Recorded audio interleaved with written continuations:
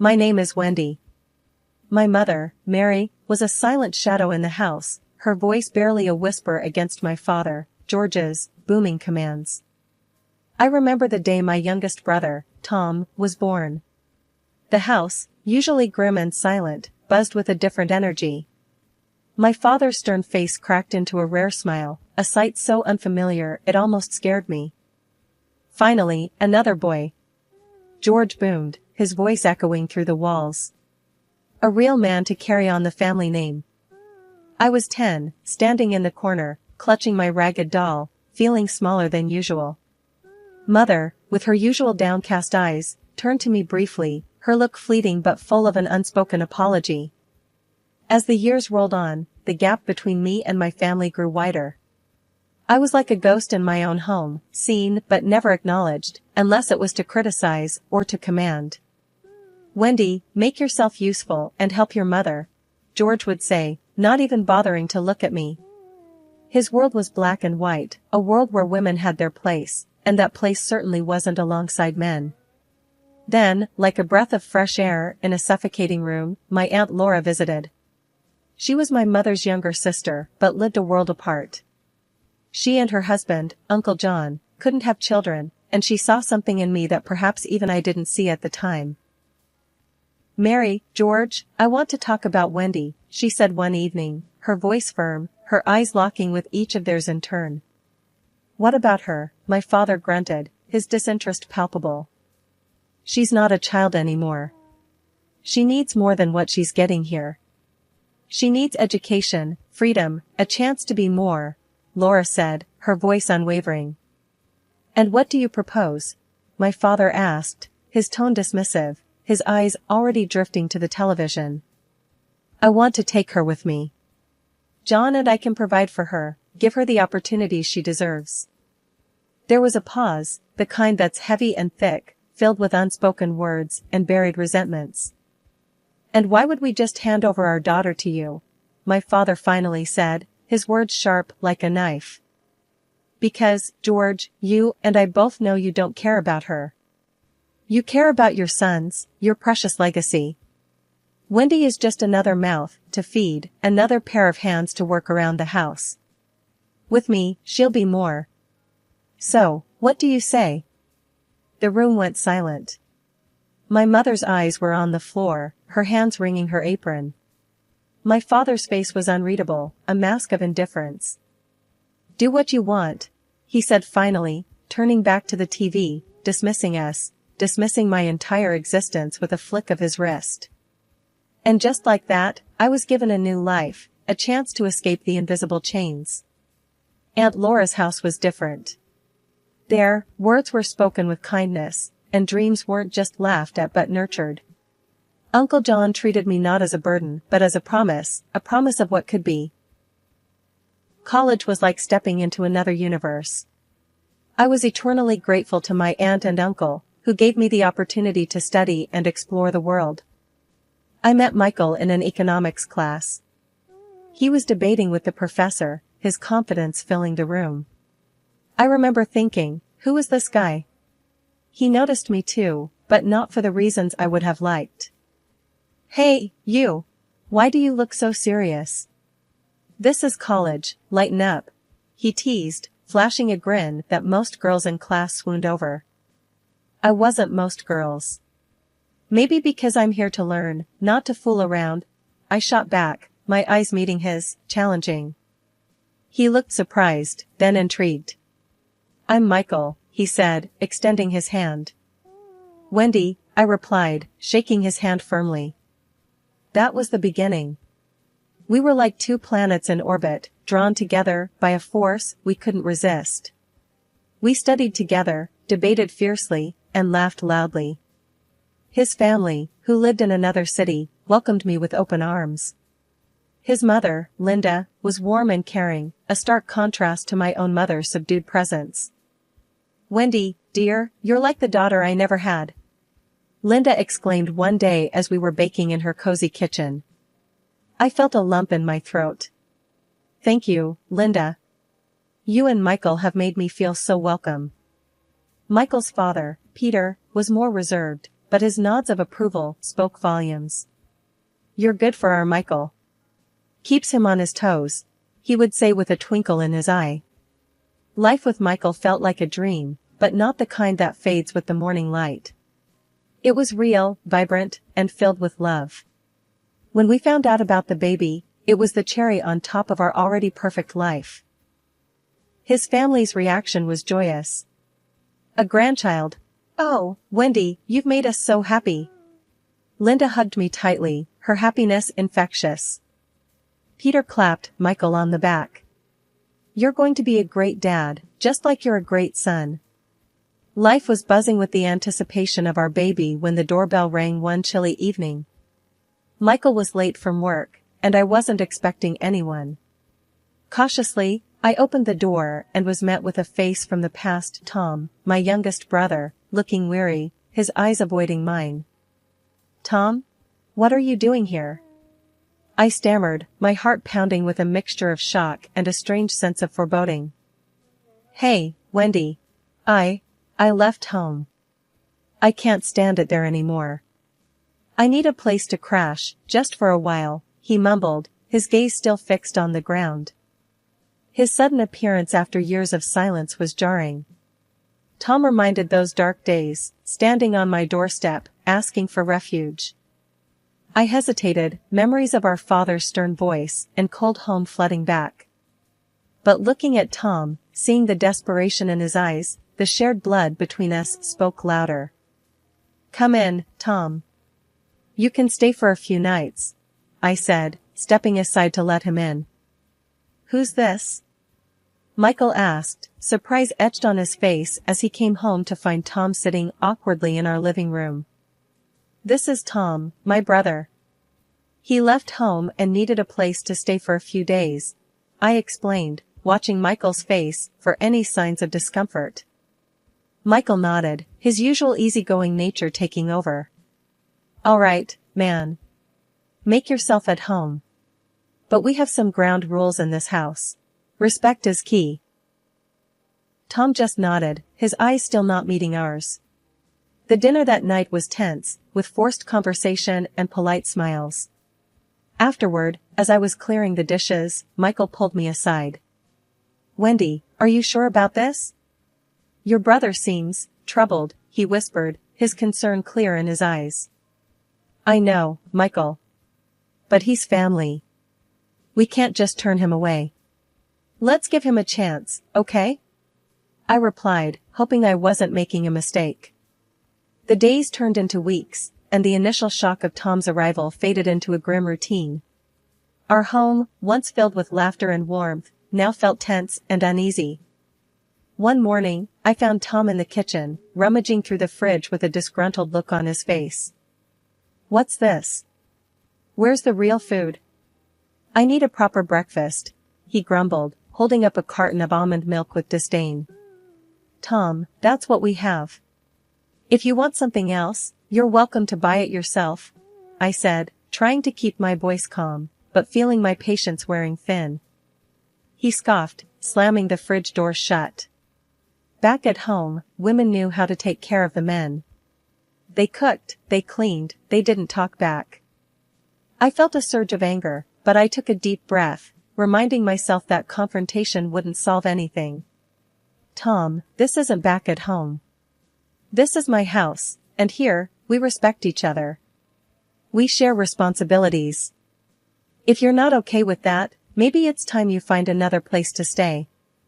He looked at me, his eyes cold and challenging, but he didn't say anything. I could tell my words had hit a nerve, but I wasn't sure if they'd made any real impact. Later that day, I was folding laundry when Michael walked in, a worried look on his face. "Wendy, we need to talk about Tom. It's not working out. He's not respecting our space, our rules. It's like he's trying to impose his way of living on us," he said, his voice tight with frustration. "I know, Michael. I feel it too. It's like walking on eggshells around him. But he's my brother. I can't just kick him out," I replied, feeling torn between my loyalty to my family and the need to protect the sanctity of our home. The conversation lingered in my mind as the day went on. That evening, as we all sat down for dinner, the tension was palpable. Tom's attitude was more sullen than usual, his silence a heavy presence at the table. "Tom, we need to talk. This situation isn't working. You're not respecting the way we live, and it's causing a lot of tension," I said, gathering my courage. "So, what? You're kicking me out?" he shot back, his voice sharp. "No, but we need to find a middle ground. You need to respect our rules, our lifestyle. You can't just expect us to change everything for you," I replied, my voice steady but firm. He stared at me, his expression unreadable. For a moment, I thought he might explode, but then he just nodded his head in agreement and left the room. The days following our confrontation with Tom were strained. It felt as though we were all collectively holding our breath, waiting for the fragile peace to break. And it did, but not in any way we could have anticipated. In my final trimester, when excitement should have been building, I started to feel distinctly unwell. Initially, it was just an unsettling sensation of dizziness and a persistent tiredness, but it rapidly escalated into something more alarming. One morning, the world seemed to spin dangerously, leaving me gripping the bed sheets in desperation. "Michael, something's wrong," I gasped, trying to steady my swirling vision. Immediately, Michael was at my side, his expression etched with deep concern. "What is it, Wendy? Tell me what's happening." It's hard to explain, really dizzy, weak. "I think, we need to get to the hospital," I managed between labored breaths, the effort of speaking leaving me exhausted. Without hesitation, Michael supported me to the car, his face a mixture of worry and resolve. The journey to the hospital passed in a haze, my mind a whirlpool of concern for the baby and myself. Upon arrival, the medical team sprang into action, their expressions serious, their movements deliberate. "We need to admit you, monitor both you and the baby closely. It's a precarious situation," one of the doctors said, her tone calm yet authoritative. I simply nodded, the gravity of the situation rendering me speechless. My gaze met Michael's, seeing in his eyes a storm of fear and determination. "Wendy, I'm right here with you. We'll face this together," he assured me, his voice a solid anchor in the tumult of my fears. As days in the hospital turned into weeks, the strain on Michael became increasingly evident. Each visit, I could see the fatigue etching deeper lines on his face, the brightness in his eyes dimming under the weight of his responsibilities. One evening, he arrived looking particularly worn, his usual buoyancy replaced by a heavy tiredness. "Michael, you're running on empty. Is everything okay?" I asked, momentarily setting aside my own worries in the face of his evident exhaustion. He exhaled deeply, the action seeming to drain what little energy he had left. "It's a lot to juggle, work, the house, Tom. It's like I'm trying to hold everything together. But don't worry, I'm managing," he said, though his voice betrayed the immense pressure he was under. Over time, however, the daily visits from Michael began to wane. His phone calls became infrequent, and when he did call, his voice carried a harshness, a coldness that was unfamiliar, yet disturbingly reminiscent of Tom's tone. The warm, supportive husband I knew seemed to have retreated, leaving behind a person whose words and tone mirrored the unsettling and patriarchal attitude that Tom had brought into our home. The shift was subtle yet jarring, a chilling reminder of the oppressive shadows I thought I had left far behind. The day I held my newborn daughter for the first time should have been pure joy, but instead, it was tainted with a harsh reality I never saw coming. After the exhausting labor, I was eager to share the news with Michael, to see the look on his face when he met our daughter. But all my calls went unanswered, his phone ringing into the void. With no other options, I gathered my strength, held my daughter close, and decided to head home, hoping for the best, but bracing for the worst. The taxi ride felt like the longest journey of my life, each mile stretching on as I grappled with a growing sense of dread. When the familiar outline of our home came into view, my heart sank. Michael's car was parked outside, its usual pristine condition replaced by a layer of dirt and neglect. I paid the driver, my hands shaking as I approached the front door, my daughter cradled protectively against my chest. The door creaked open to reveal a scene of utter chaos. The house was a mess, the air thick with the stench of alcohol and neglect. My heart pounded in my chest as I took in the sight of Michael and Tom, both sprawled out, lost in drunken slumber amidst the ruin they had created. Anger surged within me, a fierce, protective instinct for my daughter and for the life we deserved. I shook Michael awake, my voice sharp with a mixture of pain and fury. "Michael! What is this? Look at this mess. And you, drunk in the middle of the day? Is this how you welcome your daughter into the world?" Michael's eyes flickered open, clouded with confusion and the remnants of his inebriation. "Wendy? What are? Oh, the baby. Look, I'm a man, all right? I don't do cleaning. Come on, clean up the house quickly. And the baby, why a girl, Wendy? We needed a boy." His words were like a slap across my face, the harshness, the utter lack of empathy, cutting deeper than any physical wound. I turned to Tom, his smirk only adding fuel to the fire burning within me. "Tom, this is what you bring into my home? Encouraging Michael, supporting this madness? You're both out of your minds." Tom's laughter, cruel and mocking, filled the room. "Ah, Wendy, relax. Michael's just being a man, taking charge. You should be grateful, not nagging." The words, the attitudes, they were a mirror of the past, a past I had fought so hard to break free from. But in that moment, I realized that the battle was far from over. My daughter in my arms, I turned away from the wreckage of what was once a home, my mind made up. I left the house, the weight of my daughter in my arms a reminder of the strength I needed to muster. As I made my way to the hotel, my resolve hardened. The journey ahead was uncertain, fraught with challenges, but I knew one thing for sure, we wouldn't face it alone. The hotel room was a cold comfort, a temporary shelter from the storm that had upended my life. Holding my daughter close, I dialed Michael's parents, Linda and Peter. My heart pounded as the phone rang, the weight of what I was about to disclose pressing heavily on me. "Hello, Wendy? Is everything all right?" Linda's voice came through, tinged with concern. "Linda, I don't even know where to start. It's about Michael, and the house, and Tom," I stammered, the words catching in my throat.